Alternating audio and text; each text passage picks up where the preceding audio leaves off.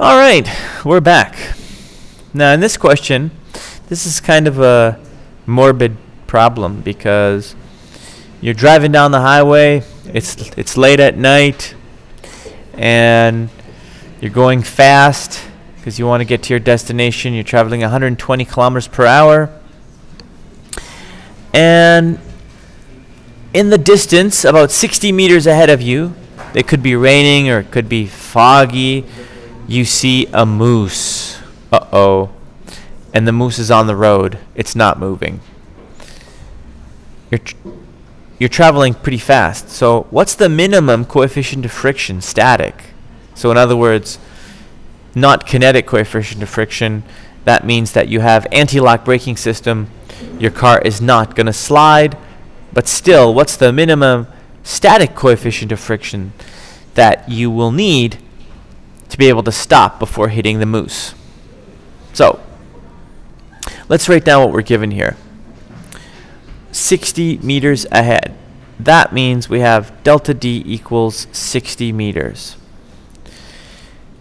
We are also given this velocity here, and that is our initial velocity, 120 kilometers per hour.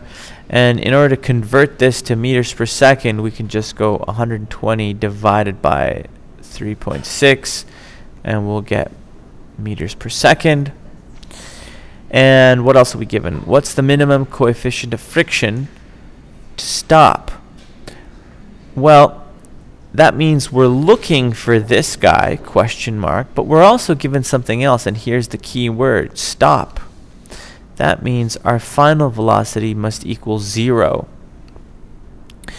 Now, in this problem, we know that, in fact, it is going to be a kinematics and a dynamics problem, since delta D is kinematics, VI is kinematics, and VF is kinematics, but coefficient of friction is definitely dynamics. However, what's interesting about this is that, remember, the only way to get between the two worlds of kinematics and dynamics is with acceleration. That's a bridge of acceleration. So, can we find acceleration without doing any dynamics in this problem? Let's find out. Is there any kinematics equation that uses VF, VI, and delta D? Why, yes, there is. How about this one?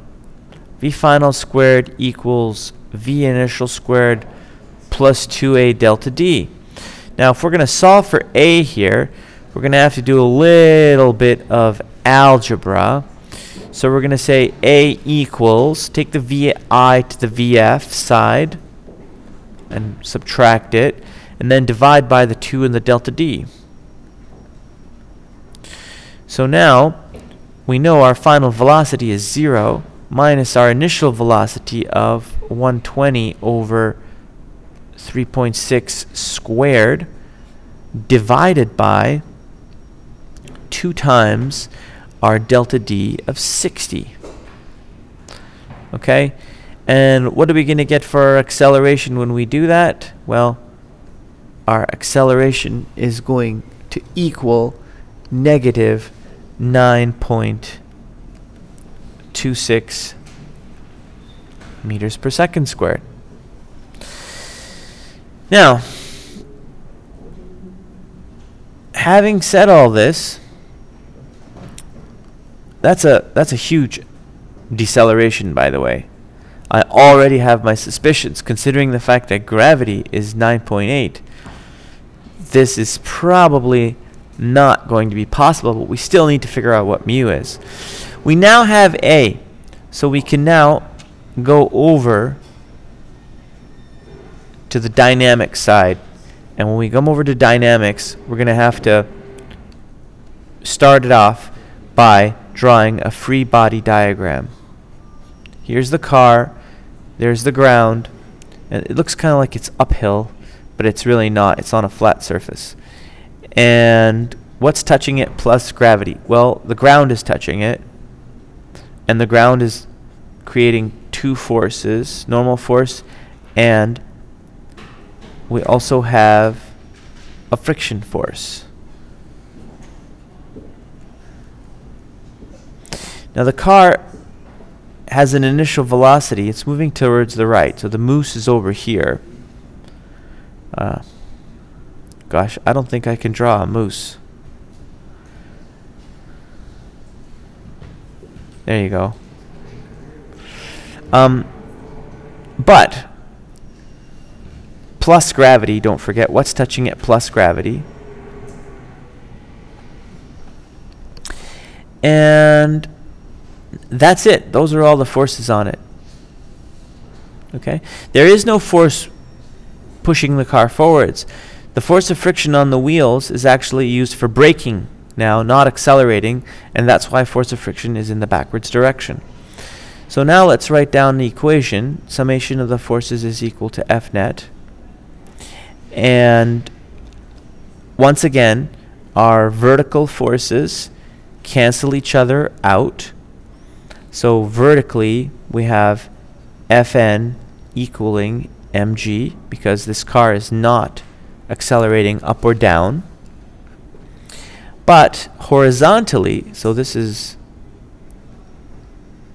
vertical, but horizontally, well, in that case, we have negative force of friction equals F net,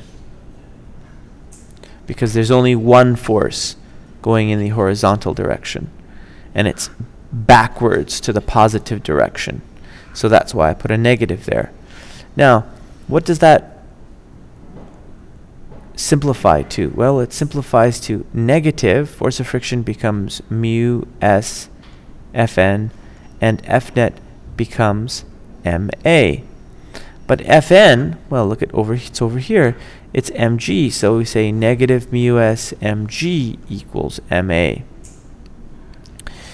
Now, if you remember, what are we trying to find here? What's this problem? Sometimes it's good to go back and take a look at what we're trying to find. We're trying to find mu s. That's what the problem is asking. Lo and behold, there it is. So we just need to cancel out the masses. Once again, the masses don't make a difference, so it doesn't make a difference if it's a small car or a big car. And let's solve for it.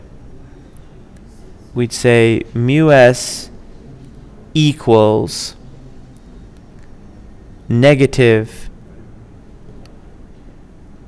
a all over g. And what was a? A was negative 9.26.